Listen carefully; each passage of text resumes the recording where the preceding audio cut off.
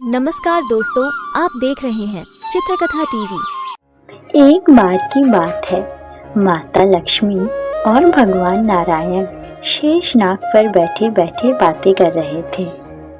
हे देवी, क्या आपको मालूम है कि इस धरती पर सबसे ज्यादा पूजे जाने वाला भगवान मैं हूँ?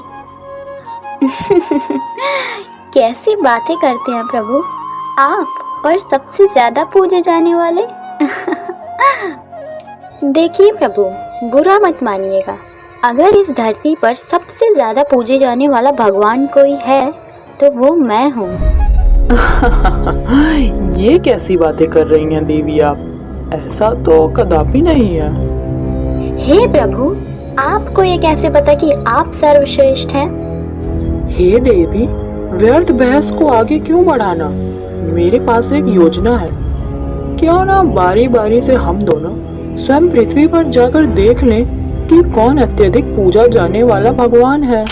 हाँ प्रभु, यही उचित रहेगा।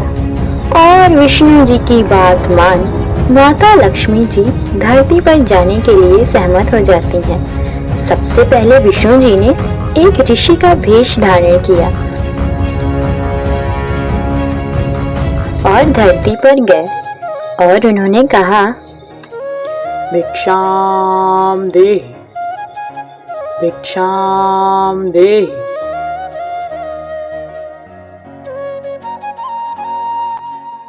हे मुनिवर, आपका स्वागत है। इस गरीब की कुटिया में पधार कर इसे पावन कर दीजिए। अवश्य पुत्र, अवश्य। वसुंधरा, ओ वसुंधरा, अरे सुनो जरा, जल्दी यहाँ आओ। प्रणाम मुनिवर, आपके चरण आज हमारी इस कुटिया में पड़े, हम तो धन्य हो गए। कृपया विराजिए। अवश्य बालिका, अवश्य। हे देवी, आपने देखा मेरा स्वागत कितने मान सम्मान के साथ किया गया, कितना आदर किया गया मेरा। जी हाँ प्रभु, मैं देख ही रही हूँ। और फिर? हे पुत्री, मैं भूखा हूँ, कृपया कर कुछ भोजन प्रसाद मुझे अर्पण करो। जी मुनिवर, मैं बस अभी लाई। और वसुंधरा कुछ ही देर में भोजन की थाली ले आई। विष्णु जी ने भर पेट भोजन किया और कहा, पुत्र, आज हम यही विश्राम करेंगे क्योंकि कल हमें बहुत लंबी यात्रा पर जाना है। मुनिवर, कृपा कर इसे अपना घर ही समझिए और जब तक चाहे तब तक ठहरिए। इतना कहकर दोनों ने मुनिवर के चरण छुए। सदैव ऐसा ही आचरण करो, जरूरतमंदों की सेवा करो, विनम्र बनो। इतना कहकर विष्णु जी विश्राम करने के लिए लेट गए। हे देवी, क्या आपने मेरा आदर सत्कार देखा? विष्णु जी के प्रति उन दोनों की आस्था देखी? जी हाँ प्रभु, मैंने सब देखा, पर अब वक्त हो चुका है कि मैं भी इस धरती पर आऊं। और तभी लक्ष्मी माँ ने एक गरीब बुढ़िया का रूप धारण किया और धरती लोक पर पहुंच गई।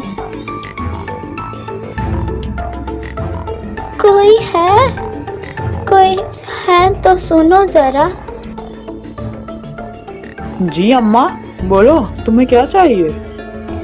अरे पुत्र, मैं भूख से व्याकुल हो रही थी, कृपया इस बुढ़िया को कुछ भोजन खिला दो। आओ अम्मा, खा लो।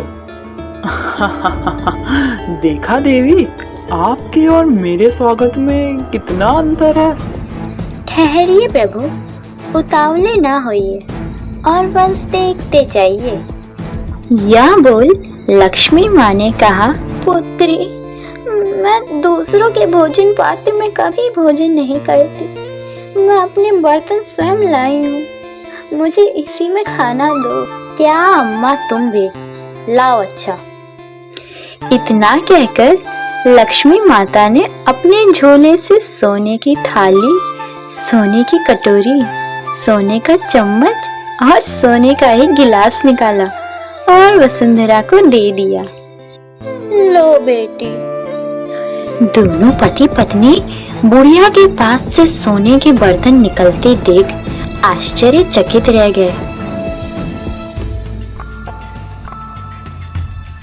अरे वसुंधरा, इस बुढ़िया को तो मैंने गरीब समझा था, पर ये तो काफी अमीर निकली।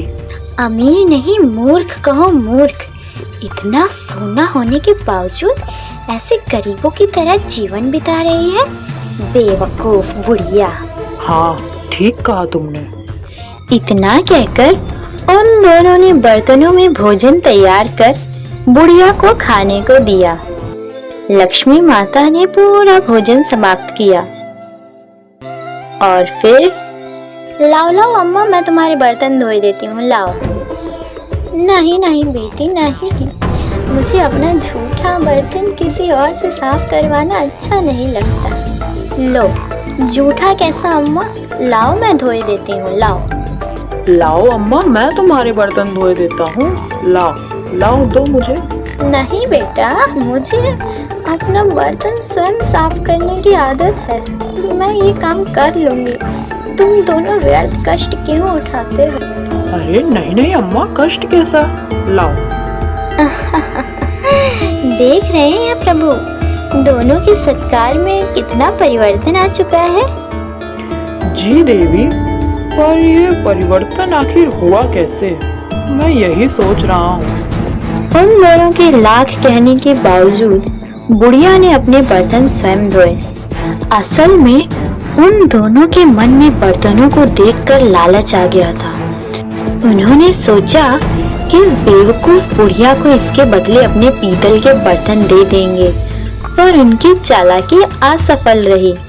कुछ देर बाद लक्ष्मी माता ने कहा, बेटा अब मैं आराम करना चाहती हूँ, क्या मैं कुछ देर के लिए यहाँ रुक सकती हूँ? हाँ हाँ अम्मा, तुम जितनी देर चाहो उतनी देर रुको आराम से। पर पुत्री, मैं इस जगह नहीं रुक सकती जहाँ कोई संत रहता हो, इसीलिए जब तक मैं इस घर में हूँ तब तक। हाँ हाँ अम्मा, तुम अब फिक्र ना करो, बस अभी रुको रुको, ठीक है? हाँ अम्मा, हम दोनों बस अभी आए, रुको तुम। आप देखिएगा प्रभु। सुनिए मुनिवर, अब आप यहाँ से प्रस्थान करने की कृपा करें।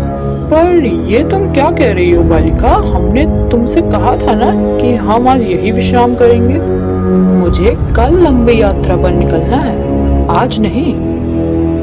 नहीं नहीं बाबा, अब आप यहाँ नहीं रुक सकते। चलिए जल्दी से प्रस्थान कीजिए। ये तुम हमसे कैसी बातें कर रही हो बालिका, ये हमारा अपमान है। अपमान है तो शीघ्र अतिशीघ्र इस घर से बाहर जाने का कष्ट उठाइए मुनिवर। इतना अपमान, अब हम एक क्षण भी यहाँ नहीं रुकेंगे। और इतना कहते ही विष्णु जी मारे क्रोध के उस घर से बाहर निकल गए। अम्मा अम्मा, हमने उन संत महाराज को घर से निकाल दिया है, अब तुम आराम से यहाँ रुक सकती हो। लक्ष्मी माता बोली, क्या पुत्री, घर से निकाल दिया? अब तो मैं यहाँ नहीं रुक सकती। जहाँ संत का अपमान होता है वहाँ मैं कदापि नहीं रुक सकती बेटा, अब मैं चलती हूँ। अरे नहीं नहीं अम्मा, रुको, ये तुम क्या कह रही हो? अरे तुमने ही तो कहा था कि जहाँ संत रहते हैं वहाँ मैं नहीं रुक सकती। हाँ बेटी, पर मैंने उन्हें अपमानित कर बाहर निकालने को नहीं कहा था। मैं वहाँ भी नहीं रुक सकती जहाँ साधु संतों का अपमान होता है। मैं वहाँ नहीं रुक सकती बेटा, मैं नहीं रुक सकती अब। और इतना कहकर लक्ष्मी माता खुद ही घर से बाहर निकल गई और संत और लक्ष्मी माँ अपने असली रूप में आ गए और स्वर्ग वापस चले गए। देख लिया प्रभु, इस धरती के मनुष्य सबसे ज्यादा लक्ष्मी को ही पूजते हैं। जी देवी, मैंने देख लिया कि मनुष्य कितना लालची हो चुका है। सोने चांदी धन के आगे उसे कुछ दिखाई ही नहीं देता। हाँ प्रभु, ये आज के मनुष्य हैं। लालच की वजह से लोग अनैतिक व अवैध काम करने को तैयार हो जाते हैं। लालच की वजह से लोग अपना विवेक खो बैठते हैं और उल्टे सीधे काम करने लगते हैं। लालच की ही वजह से लोग पाप कर्म की ओर बढ़ते हैं। लालच की वजह से मानवता कम होती जा रही है। इसलिए प्रभु, मनुष्य को कभी लालच नहीं करना चाहिए। जी देवी, आप ठीक कहती हैं। और इस तरह माता लक्ष्मी और नारायण जी की बहस में माता लक्ष्मी जीत जाती हैं। तो चित्रकथा टीवी को जरूर सब्सक्राइब करिए। बोलिए जय श्री जगन्नाथ। मिलेंगे आपसे फिर से एक नई कहानी में।